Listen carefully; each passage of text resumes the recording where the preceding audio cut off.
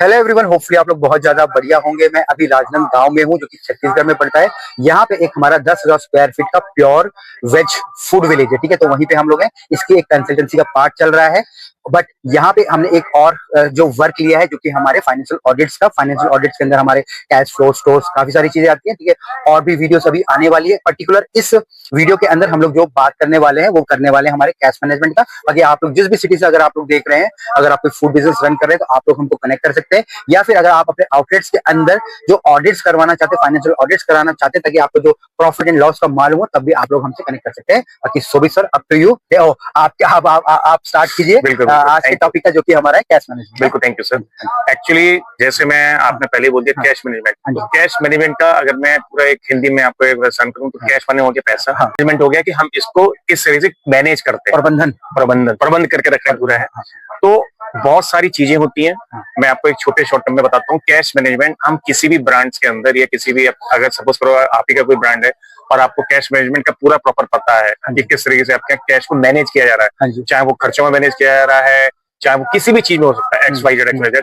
But इसका एक तरीका होता है, इसके कई सारी चीज होते हैं। सबसे पहले मैं बात करता हूँ कि आपके पास सारी चीजें डिटेल्स में होनी चाहिए। सपोज करो आपकी टीम ने आपसे 500 रुपए लिए हैं, सपोज करिए, और वो 500 रुपए उन्होंने कहाँ खर्च किए हैं, तो उसका उनके पास एक हिंदी में, इंग्लिश में, सॉफ्टवेयर में या किसी एक्सेल पे एक परफॉर्मा होना चाहिए, यानी डिटेल्स होनी चाहिए। अगर आपने उनको 500 रुपीज 500 रुपए दिए हैं और उन्होंने वो खर्चा किया किसी भी तरीके से, किसी भी इवेंट में, वो भी कंपनी यूजेस में किया है उन्होंने पर्सनली, तो आप उनसे क्वेश्चन पूछ सकते हैं भाई तुम 500 रुपए क्या लेके आए हो। तो उनके पता होना चाहिए कि सर मैं वेजिटेबल लेके आया था, या मैं कंपनी के लिए बच्चों के लिए स्नैक्स लेके आया था टीम के लिए, तो उसका प्रॉपर एक बिल होना चाहिए, स्टैंप होनी चाहिए।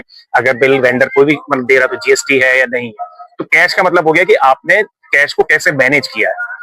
मैं अगर बहुत डीपली अगर नहीं जाऊंगा तो एक छोटी सी बात बोल देता हूँ कि अगर जैसे हमारे पुराने जमाने में आपको ध्यान होगा कि हमारे पेरेंट्स जब हमें 10 रुपए पॉकेट मनी देते थे तो ये कहते थे कि बेटा सही से खर्च करना, इधर उधर फालतू खर्च करना। तो यही चीजें हमारे बिजनेस के अंदर भी लागू होती है कि हम अपने कैश को सही तरीके से मैनेज करें। ऐसा नहीं हो कि हमें करना कुछ था खर्चा और हम कर रहे हैं और कुछ है, क्योंकि कैश है तो सब कुछ ऐश है, नहीं तो अदरवाइज फिर आपको पता ही है कि क्या होता है।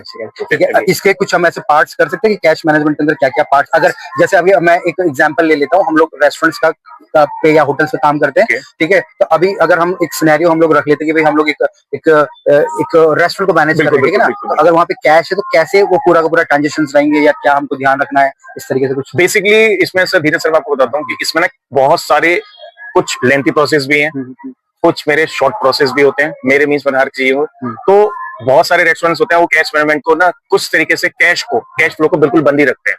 अच्छा, हाँ बिल्कुल बंद होता है। कैश ट्रांजेक्शन बता देता हूँ, एक एग्जांपल दे देता हूँ कि बहुत सारे ब्रांड्स में क्या होता है कि उनका एक फाइनेंस डिपार्टमेंट होता है। फाइनेंस डिपार्टमेंट ने ये एक तरह से रूल्स रेगुलेशन बना रखा है कि आउटलेट से किसी भी तरीके का कैश ट्रांजेक्शन नहीं होगा। फर्स्ट थिंग, रीजन क्या होता है? रीजन होता है कि आपका कभी कभी कहीं ना कहीं ऐसा मिस यूजेस हो सकते हैं कैश के, ठीक है। सेकेंडरी चीज होती है कि हमारी टीम जो होती है बाई चांस इतने ऑपरेशन टाइम के अंदर उस कैश मैनेजमेंट का डेटा आपको कलेक्ट करके प्रॉपर नहीं दे पाए, ठीक है। तो मैं आपको पहली लाइन यही बताऊंगा कि बहुत सारी ब्रांड्स या आप भी चाह सकते हैं एक अपना कैश जैसे बोल सकते हैं फाइनेंस डिपार्टमेंट होता है। यही सारे फाइनेंस डिपार्टमेंट जो होते हैं आपके जितने भी कैश के रिलेटेड इश्यूज हैं, आपके परचेज कुछ भी बहुत सारी चीज होती है वो अपने हैंडल करते हैं। मैं एक छोटी सी बता दूंगा, अगर सपोज करो मैं हूँ, अगर मुझे कोई भी चीज सामान परचेज करना है तो मैं अपने पहले जो मेरे सीनियर अथॉरिटी बॉस होते हैं उनके एक व्हाट्सएप या कॉल करके बोलता हूँ sir please approve this one, ठीक है। वो वहां से जो मेरे सीनियर से होते हैं कैश जो हमारा फाइनेंस डिपार्टमेंट है वो उनको अप्रूवल भेजेंगे कि sir please be required this चीजें हमें चाहिए। उसके बाद फाइनेंस डिपार्टमेंट जो भी उनके राइट्स मैनेजर्स होते हैं या उनके जो भी HODs होते हैं वो इनसे अप्रूवल लेते हैं, देन उसके बाद वो चीजें होती है।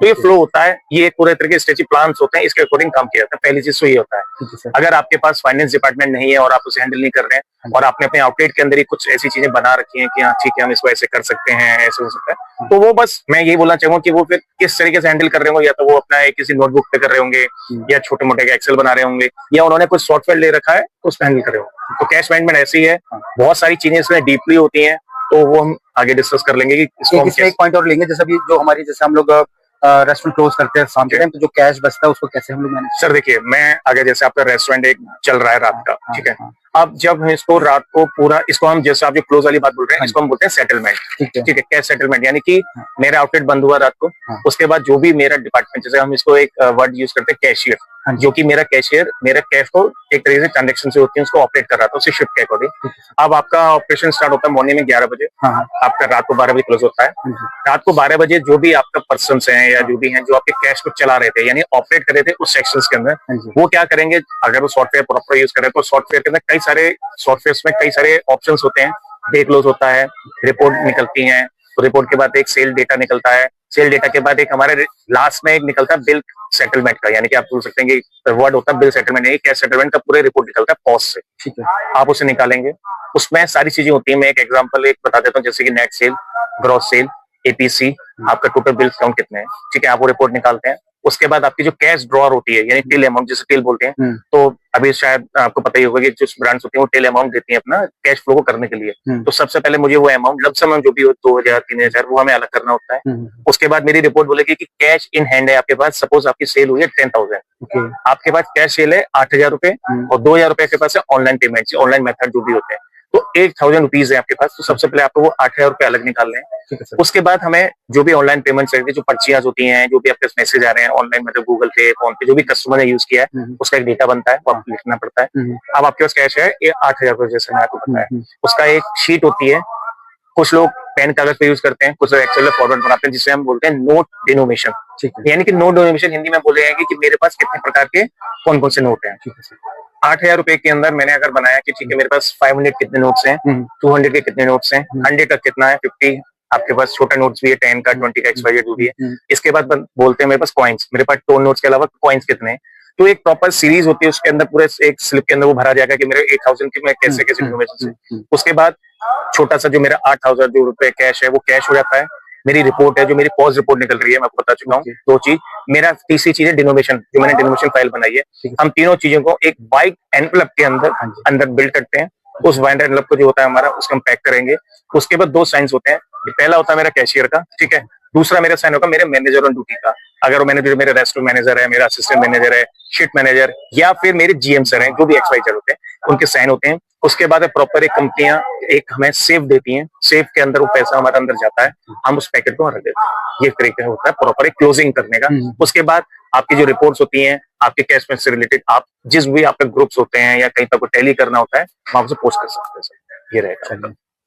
तो ये पूरा जो भी हम लोगों ने पूरा डिस्कशन करा, ये हमारे कैश मैनेजमेंट के ऊपर था, ठीक है। तो होपफुली आप लोग भी इस तरीके से अपने जो कैश मैनेजमेंट को करने की कोशिश करेंगे, या आप कर भी रहे होंगे, ताकि आप भी एक सही ढंग से अपने बिजनेस को रन कर पाएं और आपने जो एक फूड बिजनेस के अंदर जो प्रॉफिट जनरेट कर पाए। बाकी आप लोग भी हम लोगों से कनेक्ट कर सकते हैं अपने फाइनेंशियल ऑडिट के लिए, ठीक है, पूरी फाइनेंशियल की प्लानिंग के लिए, ठीक है। नंबर्स यहाँ पे आ रहे होंगे। बाकी हम लोग राजनांदगांव में, जो कि हमारा छत्तीसगढ़ में हमारा पड़ता है। Thank you.